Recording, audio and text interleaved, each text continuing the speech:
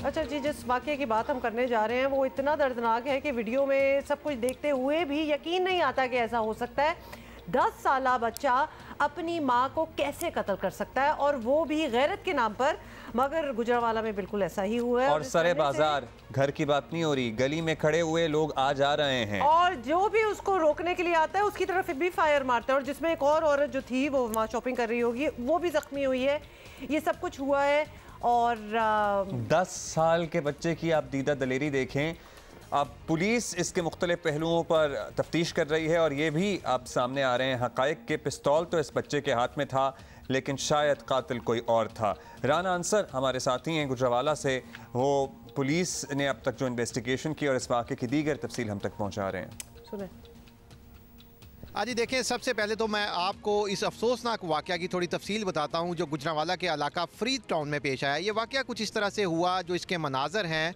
ये खातून जो मकतूला है एक गली में अपनी एक खातून दोस्त के साथ चलती हुई नज़र आती है, और जो मुल्ज़म है इसमें 10 साला बच्चा मकतूला खातून का जो बेटा है वो एक बुरका पहने हुए अपनी वालदा को पीछे से चेज़ करता हुआ साथ साथ चलता आ रहा है। जैसे ही खातून पीछे मुड़ के उसे कोई शक होता है, बच्चे की तरफ देखती है, तो ये बच्चा जिसकी उम्र सिर्फ 10 साल है अपना बुरका जो है जो इसने पहना होता है वो उठाता है, और इसके हाथ में जो पिस्टल होता है वो सीधा तान कर फायरिंग कर देता है, जिससे उसकी माँ की मौका पर ही डेथ हो जाती है। जब मोहल्लेदार ये सारा वकूआ देखकर बच्चे के करीब जाने की कोशिश करते हैं उसे पकड़ने के लिए, तो ये बच्चा उन पर भी फायरिंग करता है। इसी दौरान पुलिस वहाँ पर पहुँच जाती है। पुलिस बच्चे को उसके पिस्तौल समेत अपनी कस्टडी में लेकर थाने मुंतकिल करती है। मेरे साथ इस वक्त SP civil line Rizwan Tarak साहब और इस केस की जो तफ्तीश करने वाली टीम है वो साथ मौजूद है, उनसे बात करते हैं। ये बड़ा ही एक अफसोसनाक वाक़या था। फौरी तौर पर पुलिस मौका पर पहुंची तो वहाँ पर ये 10 साला बच्चा जो है ये उस वक्त वहाँ पर पिस्टल समेत मौजूद था, जिसने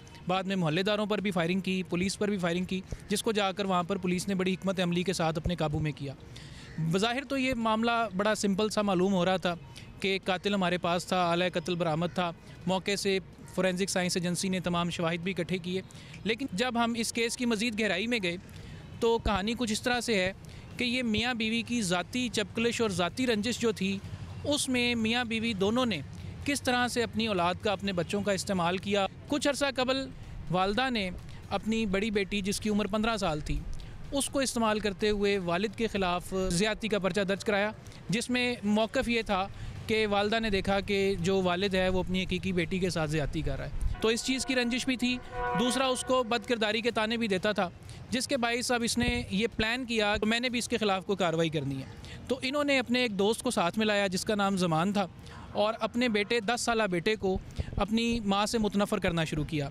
ऐसी ऑडियोज़ वीडियोज़ इसने बच्चे को दिखाई, जिससे बच्चे का जहन इस हद तक अपनी माँ से मुतनफ़र हो गया कि उसने जुनूनी कैफियत में आकर ये इंतहाई कदम उठाया। जो जहन और प्लानिंग है वो वालिद की है, और ट्रिगर पर उंगली जो है वो बच्चे की है, ताकि कानूनी पेचीदगी का सहारा लेकर सज़ा से बचा जा सके। लेकिन गुजरांवाला पुलिस इस केस को एक टेस्ट केस के तौर पे, एक चैलेंजिंग केस के तौर पे लेकर इसको प्रोसिक्यूशन में इस तरह से केस को तैयार करेगी कि जो जो किरदार इस कहानी में जुर्म के शरीक हैं उनको सलाखों के पीछे पहुँचाया जाए और उनको कड़ी से कड़ी सज़ा मिल सके। ये आपने बात सुनी कि किस तरह से दो मियाँ बीवी ने अपनी ज़ाती लड़ाई में अपने बच्चों का इस्तेमाल किया, और इस तरह से किया कि शायद ही उसकी कोई मिसाल मिल सके। पहले वालदा ने अपनी बेटी का इस्तेमाल करके। I still have no words कि क्या मामला हुआ है।